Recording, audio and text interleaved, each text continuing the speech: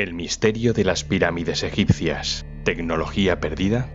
Egipto, cuna de la antigua civilización egipcia que junto con Mesopotamia son consideradas el origen de la actual cultura occidental. Su historia, teóricamente, empieza alrededor del año 3100 a.C., cuando el faraón Menés unificó Egipto, que duró hasta el año 30 a.C. con la conquista de los romanos. Siempre enigmático y misterioso, el antiguo Egipto se mantuvo como una de las civilizaciones más avanzadas del mundo durante 3000 años y creó una cultura tan rica que se ha convertido en una atracción permanente para curiosos y viajeros. Cuando se piensa en el antiguo Egipto, lo primero que nos viene a la cabeza son las pirámides, los faraones, las momias y los jeroglíficos, pero sus misterios y enigmas permanecen y siguen siendo una fuente inagotable de información sorprendente. Su historia se divide en Imperio Antiguo, del 2686 al 2181 a.C., el Imperio Medio, del 2050 al 1750 a.C., e Imperio Nuevo, del 1550 al 1070 a.C. En la actualidad se conocen aproximadamente 118 pirámides en el territorio egipcio. La primera pirámide de la que se tiene constancia en ese territorio es una pirámide escalonada que se atribuye a Imhotep y data aproximadamente del 2700 a.C., mientras que las primeras pirámides clásicas están fechadas en torno al 2500 a.C. Estas fechas, claro, son fruto de la ciencia tradicional, pero siempre ha quedado la duda sobre si son más antiguas, cómo se construyeron, su propósito y por qué están extendidas por todo el mundo. A partir de aquí te mostraré algunos de los hechos que quizás no conocías y que como mínimo te harán dudar de la ciencia convencional y de sus cálculos. Transporte de las piedras. Hasta ahora, muchas teorías han creído resolver el misterio de cómo una civilización que venía de la Edad de Piedra y acababa de llegar a la de Bronce había logrado desplazar bloques de caliza de entre 2 y 80 toneladas de peso desde las canteras hasta el pie de obra. Y aquí es donde se abren varias cuestiones. Trineos y rampas. ¿Cómo transportar por la arena miles de bloques de piedra de toneladas con el menor esfuerzo posible? Investigadores de la Universidad de Ámsterdam, Holanda, expertos en física y liderados por el profesor Daniel Bohn, encontraron una pista en una pintura hallada en la tumba de Yehutihotep, en Deir el-Bersha. En ella se ve a una persona junto a unos trineos de madera echando agua delante del mismo para facilitar su movimiento sobre la arena. Como científicos, se dispusieron a comprobar la teoría construyendo una pequeña versión de los trineos y al colocarlo sobre la arena, calcularon cómo variaba la fuerza necesaria para arrastrarlo y la resistencia que ofrecía la arena seca y la mojada. Los datos fueron publicados en la revista científica Physical Review Letters, y los resultados demostraron que la fuerza necesaria para tirar del trineo decrecía proporcionalmente a la rigidez de la arena. ¿Y cómo conseguían que la arena se compactara? Efectivamente, echándole agua para endurecerla. Y aquí es donde viene la duda, y es que es muy probable que con el método de los trineos se hayan podido mover piedras de hasta 2 toneladas, y quizás un poco más, pero desplazar 80 toneladas de peso es una tarea nunca mejor dicho, faraónica.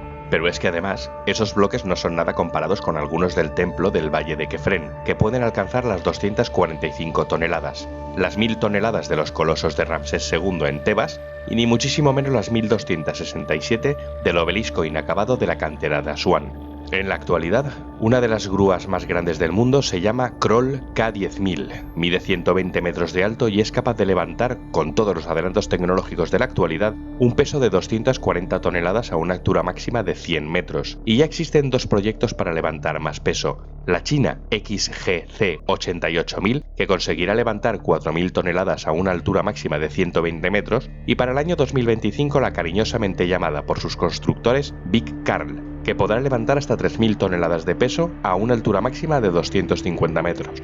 ¿Es posible que trasladaran bloques de 80 toneladas a la altura máxima de Keops, que es de 146 metros con la tecnología de la Edad de Bronce? Yo lo veo muy complicado, porque si con la tecnología actual solo conseguimos elevar pesos considerables a una altura máxima de 120 metros, al menos hasta que la Big Carl esté funcionando, se me hace cuesta arriba imaginar a cientos de personas tirando de cuerdas de fibras vegetales para elevar por rampas enormes bloques de piedra. ¿Tú qué crees? ¿Qué tecnología desconocida se usó? Quizás algún día lo sepamos. Los barcos de transporte. En el año 2013 se encontró un papiro en una excavación arqueológica a cargo del arqueólogo Pierre Tallet, donde se encontraron los restos de lo que parecía ser un puerto marítimo y un almacén de barcos en Wadi al-Harraf. Se trataba de un escrito del capataz llamado Mener, que tenía a sus órdenes 40 marineros especializados y muchos peones. La mayoría de los bloques de caliza procedían de la cantera de Tura, pero otros llegaron desde casi 800 kilómetros de distancia desde la cantera de Asuán y eran transportados en barcos de madera. El texto del papiro desvela que se construyeron canales artificiales. Estos fueron encontrados por el arqueólogo Mark Lehner. Estos canales eran aprovechados en la crecida del Nilo en los meses de agosto a noviembre. Les permitían llegar de esta forma a unos pocos cientos de metros de la base de la pirámide. Y aquí viene la duda. No hay ni un solo bloque hundido en el curso del Nilo, ni en el antiguo ni en el nuevo, al menos que se hayan descubierto aún, pese a ser más de 2,3 millones los bloques que se transportaron en esas barcas de madera. Durante la historia siempre han habido naufragios, y es bastante raro que ninguna de estas barcas egipcias sucumbiera ante un temporal o un fallo humano, ¿no crees? Teoría del ascensor de agua. Esta teoría, que jamás había escuchado, es muy interesante y ha sido demostrada mediante un experimento práctico, en el que mediante pieles hinchadas con aire o madera se consigue la flotación necesaria de los bloques para ser transportados a través de una corriente de agua dirigida desde el Nilo hacia la explanada de Giza. Y no solamente para el traslado, sino que se da también una posible explicación a cómo subieron las enormes piedras a alturas considerables de la pirámide.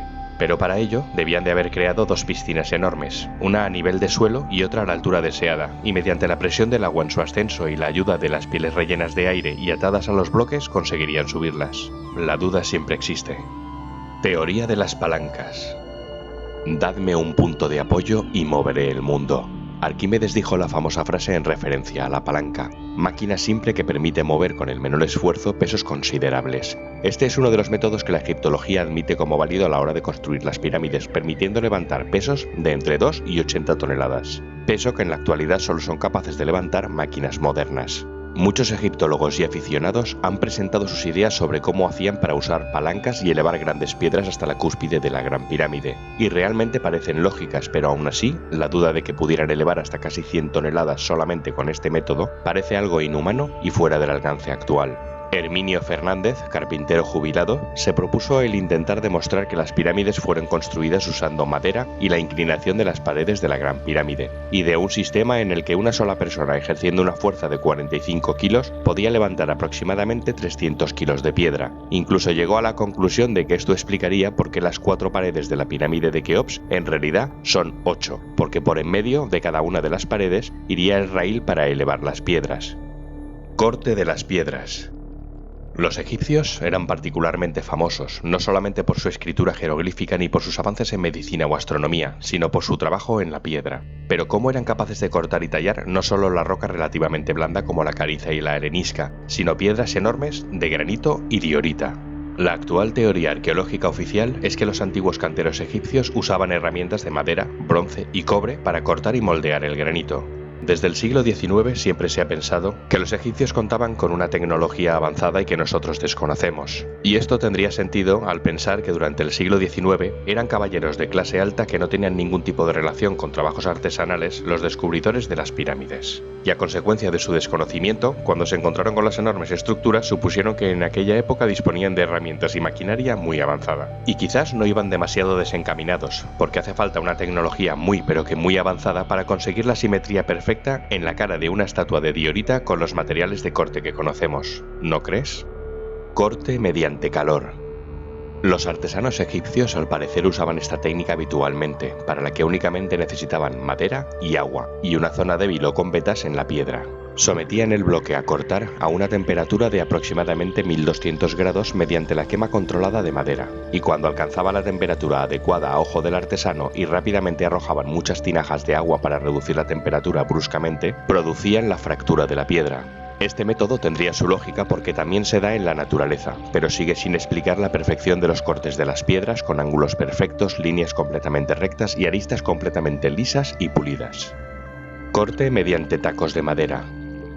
Según la corriente predominante en la actualidad, los egipcios lograban fracturar las piedras, incluyendo las más fuertes como el granito y la diorita, usando otro método que se da en la naturaleza. Insertaban en grietas de las piedras cuñas de madera que remojaban abundantemente. La madera mojada se expande, provocando que la grieta original se ensanchara y solo tenía que repetir la acción cuantas veces hiciera falta hasta que el bloque se desprendiera. En la naturaleza sucede lo mismo con las grietas que se rellenan de agua de la lluvia, que al congelarse se expande y tras sucesivas congelaciones y fusiones termina fracturándose. Este método sigue sin explicar el perfecto corte de los bloques.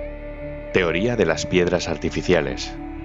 Joseph Davidovich, científico francés internacionalmente reconocido y que cuenta con el respaldo del MIT, publicó en 1979 dos teorías. La primera sobre fabricación de objetos de piedra artificial, como los jarrones Canopos, y la segunda teoría sobre la construcción de las pirámides con piedra moldeada. Ambas teorías se apoyan en los geopolímeros, una especie de hormigón y no de piedra como mantiene la ciencia convencional. Por todo esto, sus conclusiones consisten en que los bloques de la Gran Pirámide no fueron cortados, sino moldeados, y ahí es donde se saca de sus casillas a los egiptólogos de todo el mundo. Y es que se encuentran con un problema al intentar explicar cómo es posible que mediante fotografía microscópica, que examinaron 3 laboratorios distintos, se ha llegado a encontrar en más de 20 rocas cabellos humanos, alguno de hasta 20 centímetros, hilos, burbujas de aire e incluso uñas en el interior de rocas provenientes de la Gran Pirámide.